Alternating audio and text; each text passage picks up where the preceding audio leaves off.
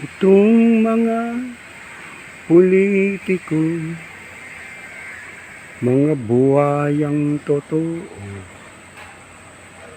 nagbubulag-bulagan, nagbibingi-bingihan, pondo para sa bayan, ibinulsa ng tuluyan.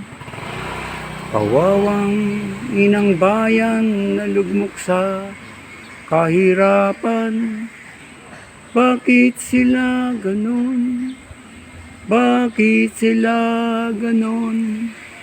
Tayong nahihirapan, silang nasa sarapan. Bakit sila ganon? Bakit sila ganon? Bakit? O diba? Nakakapagtaka lang bakit sa sobrang yaman nila, ganyan pa rin katitigas yung mukha nila. Isipin mo, isisiro mo lahat. Ubusin mo yung budget ng Pilipinas. Pati yung ginto natin, kinuha na rin. Bilyon-bilyon na. Ang kakapal naman ng mukha nyo, yayaman na nga ninyo eh. Sa inyo ba dinadala yung pera? Kami, mga nagtatricycle lang, construction. Maligaya na kami, nakakain lang sa maghapon. Pero kayo, hindi pa kayo nasisiyahan. Sa dami na ng pera nyo, sa dami na kulimbat nyo, talagang magnanakaw na kayo. Grabe kayo, mahiya naman kayo. O ngayon, mag-i-eleksyon na naman. O, lalapit na naman kayo sa mga hampas lupa. Ang sinasabi nyo. Ang titigas ng mukha nyo. Pag eleksyon, mahal na mahal nyo yung mga hampas lupa eh. Pero kami, pag nakapwesto na kayo, wala na. Kawawa na. Kayo, meron kayong mga confidential fund para itulong sa bayan. O, paglalapitan kayo, anong sasagot nyo? Zero eh. Walang budget eh. O, kita nyo? O, ito, eleksyon na naman. O, napakarami na naman party list. Itong party list na to, wala namang mga muka.